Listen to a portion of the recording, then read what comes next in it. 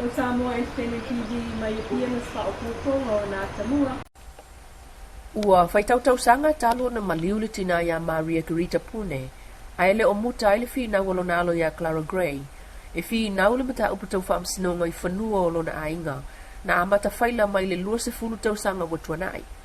Mao o toa il whaamsinonga o apili, ile vaya so fau, le mata upul whaasanga ile SAP ma le Samoa Breweries.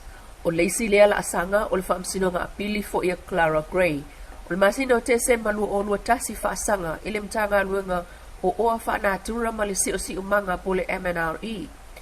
Na mawai le whaamsinonga o apili, le whaasoli tu la fono na ma ese le MNRE o le Cavian, po le whaamaunga whaatu la fono le whanua.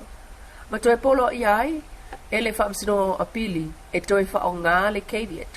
O le whaamsinonga apili le whaasanga i le SAP ma le Samoa Brewery, sa tu e vala au le masina o mati lua valu lua o lua lua. Ai o le ua whaatulanga mai ei nei, le vaya so fo sultasi o Aberila. O whaamsinonga o apili masani na vala au ya mati ma November tausanga.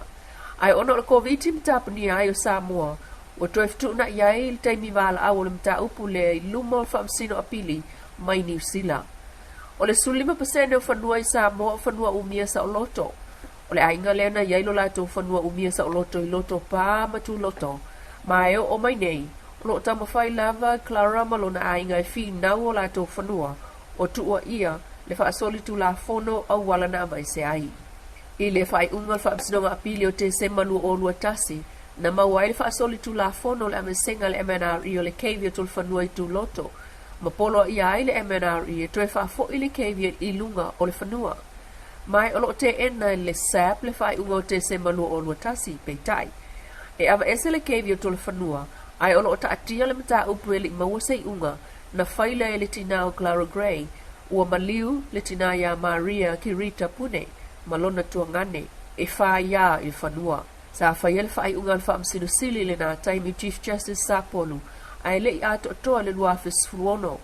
Ua maliu le tina ya Maria, ai wha awau ma ia yelo nalo ya Clara Gray le fi naunga o lato meto tino, mo se to a fi le mu o lo na ainga.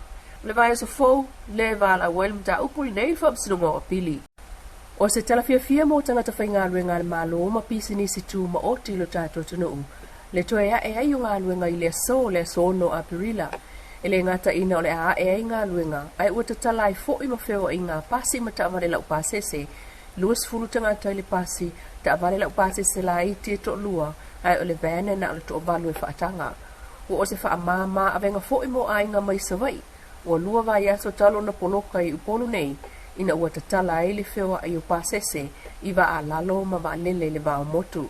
Na tala no ai le tama whai pisi nisi atu mon vao kua lele fui o pautasi, e wha aftai, i le tatala ai fo i o maketi le vai aso atua, e ui ina tāpunia i le lua i le awa uli, aso ngā fua i le asto nai, ai o sili atu le nāna i lo le wha ala lama wha atimu i te wha ala, e wha atawaia lato o loa pea o ina tāpunia le maketi funga lei, ai mai sei lava yeso to nai.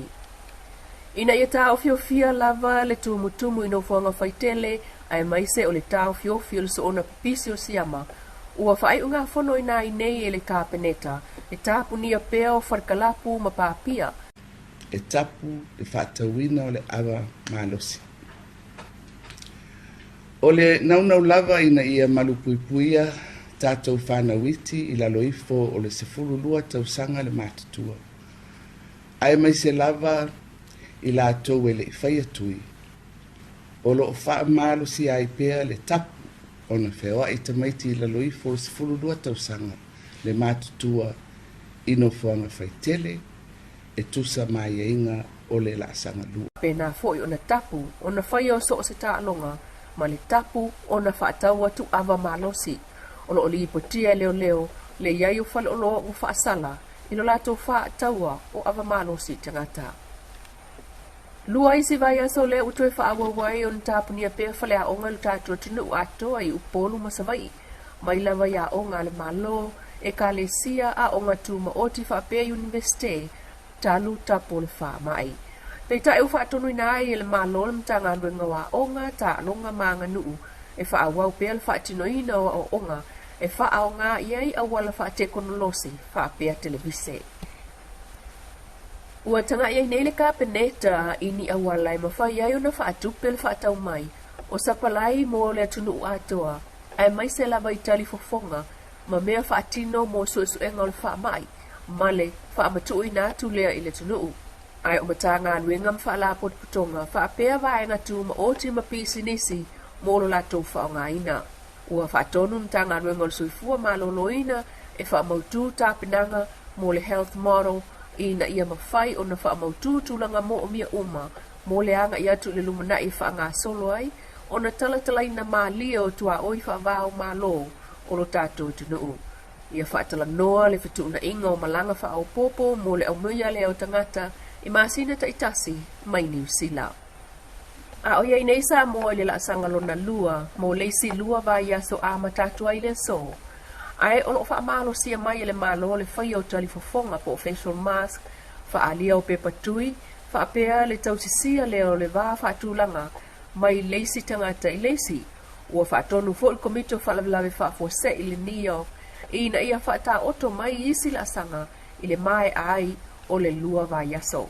Ai o whaatu maua i pea isi ai inga o polo inga o whaalawe tupu whaafose i, lea ua whaatulanga i lalo le la sanga lua.